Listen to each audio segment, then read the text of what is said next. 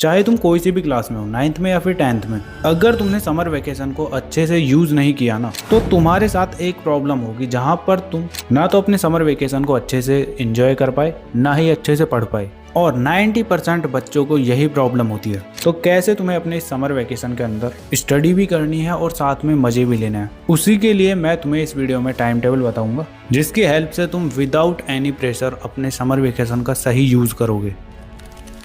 So hi everyone, this is Mukul Bhardwaj और आज की वीडियो में हम बात कर रहे होंगे तुम्हारे समर वेकेशन टाइम टेबल की। और एग्जैक्ट टाइम टेबल मैं तुम्हें इस वीडियो में नहीं बताने वाला, तुम्हें मैं एक ऐसा एनवायरनमेंट क्रिएट करके दूंगा जहां पे तुम खुद से अपना टाइम टेबल बनाओगे और वीडियो के लास्ट में तुम खुद कमेंट करके जाओगे अपना time table. Because last video में मैंने प्रॉपर प्लान दिया था, इस वीडियो में कैसे उसको एग्जीक्यूट करना है वही सब मैं तुम्हें बताऊंगा। तो बैठ जाओ कॉपी पेन लेकर। तो देखो, सबसे पहले तुम्हें कुछ भी नहीं सोचना है, एक ब्लैंक पेपर लेकर बैठो और एकदम फ्री एंड रिलैक्स माइंड से अपने टाइम को 4 पार्ट्स में डिवाइड करो। पार्ट 1 तुम्हारा होगा फ्रेश टाइम, पार्ट 2 होगा चिल टाइम, पार्ट 3 होगा मीडियम टाइम और 4th पार्ट होगा तुम्हारा विंड डाउन टाइम। अब ये क्या है, आओ अच्छे से एक्सप्लेन करता हूँ। फ्रेश टाइम तुम्हारा सबसे वैल्यूएबल टाइम है। सुबह उठने के बाद इस टाइम में तुम सबसे डिफिकल्ट सब्जेक्ट पढ़ोगे, मतलब कि जो सब्जेक्ट तुम्हें हार्ड लगता है ना, उस सब्जेक्ट को तुम इसके अंदर पढ़ रहे होगे। अब वो मैथ्स हो सकता है, साइंस हो सकता है, सोशल साइंस हो सकता है, जो भी हो, जो भी सब्जेक्ट तुम्हें हैवी लगता है उस सब्जेक्ट को तुम इसके अंदर पढ़ोगे। बिकॉज जब माइंड फ्रेश होता है ना, तो कॉम्प्लेक्स चीजें जल्दी समझ आती हैं। कितना पढ़ना है, 2 घंटे मिनिमम, और कब पढ़ना है वो तुम्हारी चॉइस है। और वो समझ नहीं आता ना, तो वीडियो में अभी एग्जैक्ट टाइम टेबल भी बताऊंगा, ठीक है। अब इसके बाद आता है पार्ट नंबर 2, चिल टाइम। ये तुम्हारा फ्री टाइम होगा। इस टाइम पे तुम बिल्कुल फ्री हो, दोस्त के साथ घूमो, गेम्स खेलो, टीवी देखो, फोन चलाओ, कुछ भी करो जिसमें तुम्हें मजा आता हो। यहाँ पर तुम्हारा नो गिल्ट, बिकॉज जो जेन्युइनली अपनी लाइफ को एंजॉय करता है ना, सही रेस्ट लेता है, वही बेटर पढ़ता है। देन इसके बाद आता है 3rd पार्ट, जो कि है मीडियम टाइम। अब ये तुम्हारा शाम का टाइम भी हो सकता है या फिर रात का टाइम भी, जहाँ पे तुम्हें अपने इजी सब्जेक्ट को पढ़ना है या फिर अपना रिवीजन करना है जो तुमने पढ़ रखा है। और इस टाइम में तुम बस 1 घंटा स्टडी करोगे और उसके साथ साथ तुम कुछ चीजें एक्सप्लोर करोगे, जैसे तुम कोई नई स्किल सीख रहे हो या फिर जिस काम में तुम्हें थोड़ा इंटरेस्ट आता हो ना, या जो तुम्हारी हॉबी हो, वो भी तुम इस पार्ट के अंदर कर रहे होगे। जैसे किसी को एडिटिंग पसंद है, किसी को कोडिंग पसंद है, या ड्राइंग, म्यूजिक, जो भी तुम्हारी फेवरेट हॉबी है ना, उसको एक्सप्लोर करो बस। और इसका टाइम भी तुम 60 मिनट से 90 मिनट रख सकते हो, बिकॉज ये भी तुम्हारी एनर्जी को बूस्ट करेगा। फिर आता है तुम्हारा 4th पार्ट, जो कि है विंड डाउन टाइम। यहाँ पे तुम्हें बस रात के टाइम 2 काम करने हैं। जो तुमने पढ़ा है उसका सेम डे रिवीजन, और दूसरा जो तुम्हें कल पढ़ना है उसके लिए नोट डाउन कर लेना है कि मुझे ये कल पढ़ना है, ठीक है। तो ये 4 पार्ट अपनी लाइफ के हिसाब से तुम फिट कर सकते हो, कोई फिक्स टाइम नहीं है इनका। अब इन 4 पार्ट्स को कंप्लीट करने के लिए तुम्हारे ये 3 रूल्स होंगे समर वेकेशन में, means 3 non negotiable rules. Rule number 1, रोज 3 घंटे की स्टडी, मिनिमम 3 घंटे होने चाहिए। कब पढ़ना है वो तुम्हारी चॉइस है, कौन सा सब्जेक्ट पहले पढ़ना है, कौन सा बाद में, किस सब्जेक्ट को कितना टाइम देना है, वो तुम अपने अकॉर्डिंग कर सकते हो। कब लेक्चर देखना है, कब रिवीजन करना है और कब प्रैक्टिस करनी है। बट एक बड़ी प्रॉब्लम है जो हर क्लास 10th के स्टूडेंट को होती है, एनसीईआरटी अलग से पढ़ो, फिर प्रैक्टिस के लिए अलग से बुक लो, कॉम्पिटेंसी बेस्ड टाइप क्वेश्चंस के लिए अलग, और कॉन्सेप्ट्स को समझने के लिए अलग से स्टैंडर्ड्स बुक्स। अब इतनी बुक्स, इतना कंफ्यूजन और इतना टाइम वेस्ट होता है ना, क्या ही बताऊं। अपने टाइम पर मैं भी ये फेस करता था। तो रिसेंटली मैंने सभी बुक्स देखी और पर्सनली मुझे एमटीजी की ये वाली बुक सही लगी। इसके अंदर तुम्हारी NCERT theory, well labelled diagrams, 50% competency based questions, case based questions और असर्शन रीजन, हर टाइप के क्वेश्चंस तुम्हें मिल रहे होंगे। मतलब कि सब कुछ एक जगह है। ऑनेस्टली काश ये मेरे टाइम पर होती तो मुझे भी इधर उधर नहीं भागना पड़ता। अब लिंक डिस्क्रिप्शन में है, एक बार चेक जरूर कर लेना, और इस पे डिस्काउंट भी चल रहा है, ठीक है। अब इन 3 घंटों को तुम 30 दिन से, तो तुम्हारे बनते हैं 90 आवर्स, और ये इनफ है तुम्हारी पूरी फाउंडेशन को स्ट्रॉन्ग करने के लिए, ठीक है। तो समझ गए ना रूल नंबर 1 क्या है। देन फिर आता है rule number 2, move your body daily, जहां पर तुम cricket, badminton, swimming, cycling, walk, dance, yoga, कुछ भी ऐसी एक्टिविटी करोगे जिससे तुम्हारी बॉडी मूव हो, जिसमें तुम्हें थोड़ा इंटरेस्ट भी आए। जिम वगैरह भी जा सकते हो।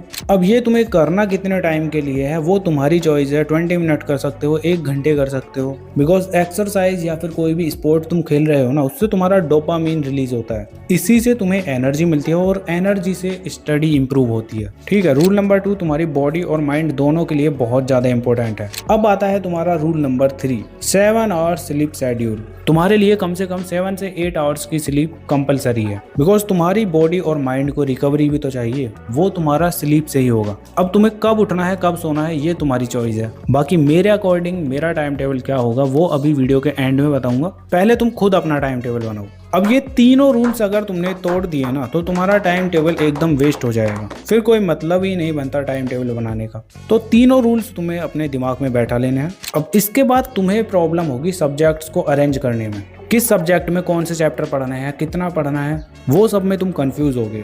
और इसी के लिए ये तुम्हारा नेक्स्ट पोर्शन होने वाला है इस वीडियो का, जिसमें मैं तुम्हें सब्जेक्ट वाइज क्या करना है वही एग्जैक्टली बताऊंगा। तो सब्जेक्ट वाइज गाइडेंस में सबसे पहले आता है तुम्हारा मैथ्स। 9th और 10th वालों दोनों के लिए सेम टिप है। मैथ्स के अंदर तुम्हें रोज एक एक्सरसाइज कंप्लीट करनी है, और हाँ, कैलकुलेटर बिल्कुल भी यूज नहीं करना है, खुद से ही कैलकुलेशन करनी है और खुद से ही सॉल्यूशन निकालना है। ऐसा नहीं करना है कि तुमने सॉल्यूशन पहले देख लिया और फिर करने लगे, ऐसा नहीं करना है। तुम्हें खुद से प्रॉब्लम को सॉल्व करना है और कहीं पर मिस्टेक कर रहे हो तो उन मिस्टेक्स को इंप्रूव करना है, बस सिंपली। ठीक है, तो मैथ्स में यही करना है। अब चैप्टर्स कौन कौन से करने हैं, तो अगर तुम क्लास 10th में हो तो तुम्हें ये 3 चैप्टर्स करने हैं, और अगर क्लास 9th में हो तो तुम इन 3 चैप्टर्स को कर रहे होगे। और जरूरी नहीं है कि तीनों ही चैप्टर करो, अगर 2 भी होते हैं तो भी कोई प्रॉब्लम नहीं है, 3 हो जाते हैं तो अच्छी बात है। अब इनको करना कैसे था मैंने एग्जैक्ट लास्ट वीडियो में बताया है, तुम उसको भी जाके देख सकते हो। ठीक है, इसके बाद आता है तुम्हारा साइंस। तो साइंस के अंदर तुम्हें रोज एक कॉन्सेप्ट पढ़ना है, डेली एक टॉपिक को ही पढ़ो और उसी पर मास्टरी कर लो। और ये वाला एटीट्यूड नहीं होना चाहिए कि यार आज मुझे पढ़ना है, जबरदस्ती चीजें अपने ऊपर नहीं थोपनी है। तुम्हारा माइंड सेट होना चाहिए कि यार आज मैं कुछ नया सीखूंगा, देखते हैं चलो इस टॉपिक के अंदर क्या पढ़ाया जा रहा है। और ये बात मैं साइंस की ही नहीं कर रहा, ये बात मैं तुम्हारी सोशल साइंस, इंग्लिश, हिंदी, यहाँ तक कि मैथ्स की भी कर रहा हूँ। इन सभी के तुम डेली लाइफ एग्जाम्पल देखो, कहाँ पर तुम्हारा इनका यूज है। मतलब कि बोरिंग तरीके से मत देखो स्टडी को, उसको एकदम इंटरेस्टिंग वे में देखना स्टार्ट करो। साइंस के लिए मैंने ऑलरेडी एक वीडियो में बताया था कहाँ कहाँ पे तुम्हारी साइंस यूज होती है, इस वाली वीडियो में मैंने बताया है, बट ज्यादा बच्चों ने उसको देखा ही नहीं, बिकॉज माइंड सेट ही ऐसा है कि बस रट्टा लगाओ, मार्क्स लेकर आओ, बस हो गया काम। तो तुम्हें नहीं करना है, अपने माइंड सेट चेंज करो, चीजों को समझो और अपने वर्ड में एक्सप्लेन करने का ट्राई करो। तो साइंस के अंदर 10th वालों को ये चैप्टर्स करने हैं और 9th वालों को ये वाले चैप्टर्स। ठीक है, देन इसके बाद आता है तुम्हारा सोशल साइंस। तो सोशल साइंस में भी तुम्हें यही करना है, रोज तुम्हें एक टॉपिक पढ़ना है। और हिस्ट्री हुई, हिस्ट्री को एकदम अच्छे से समझो, क्या क्या चीजें हुई थी, कैसे हुई थी, एक स्टोरी की तरह सुनो, बिकॉज हम लोगों को स्टोरीज में ही तो मजा आता है, तो क्यों ना उन्हीं को उसी तरह से सुना जाए। और उसके लिए यूट्यूब पर बहुत सारे चैनल्स हैं जिन्होंने एनिमेशन में या एक अलग नए तरीके से उन स्टोरीज को पढ़ाया है, तो खुद से तुम एक्सप्लोर क्यों नहीं करते। तो बस तुम्हें यही करना है, डेली एक टॉपिक पढ़ो और उसको अच्छे से सुनो, क्या चीजें उसके अंदर हुई, कैसे हुई। ठीक है,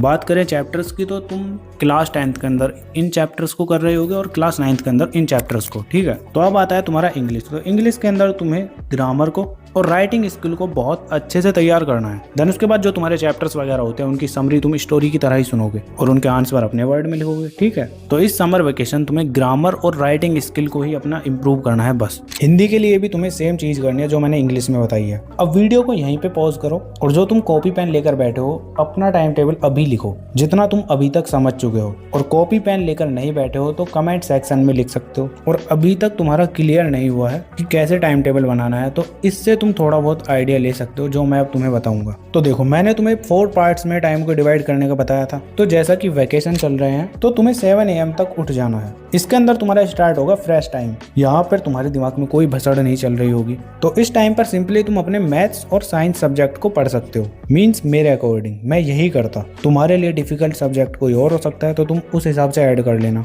मतलब कि 8 AM से 10 AM तक मैं अपने इन दोनों सब्जेक्ट को अच्छे से पढ़ता। ठीक है, फिर उसके बाद स्टार्ट होता मेरा चिल टाइम, जहाँ पे मैं मजे से फोन यूज करता, टीवी देखता और आफ्टरनून में थोड़ा बहुत पावर नैप ले लेता। मतलब कि 10 AM से लेकर 2 PM तक मस्त चिल करता। फिर उसके बाद 1 घंटे के लिए मैं अपनी फेवरेट हॉबी को या स्किल्स पर काम करता। देन उसके बाद बॉडी मूवमेंट के लिए मुझे क्रिकेट खेलना पसंद है, तो 3 PM पर मैं क्रिकेट खेलने के लिए निकलता और 6 PM पर घर आ जाता। देन उसके बाद तुम्हारा मीडियम टाइम स्टार्ट होता है। यहाँ पर तुम 7 PM से 8 PM तक SST हिंदी इंग्लिश पढ़ोगे, मतलब मैं पढ़ूंगा। ठीक है। फिर उसके बाद रेस्ट लेकर फिर आ जाता है last time wind down time, और उसमें थोड़ा बहुत रिवीजन करके और अपना नेक्स्ट डे का प्लान करके मस्त 11 बजे तक सो जाऊंगा। तो ये था मेरा कुछ टाइम टेबल। बाकी अब तुम इसको अपने अकॉर्डिंग यूज कर सकते हो। और वीडियो पर अभी तक बने हुए हो तो कमेंट कर देना डे 1 स्टार्टिंग, और इस पूरे प्लान और टाइम टेबल में तुम्हें कुछ अच्छा लगा हो या बुरा लगा हो वो भी तुम कमेंट में बता सकते हो। बाकी चलो, तुम्हें अपनी स्क्रीन पर ये वीडियोस भी शो हो रही होंगी, अगर टाइम है तो जाके देख लेना, वरना चलो मिलते हैं नेक्स्ट वीडियो में। तब तक के लिए keep learning, keep studying and keep smiling.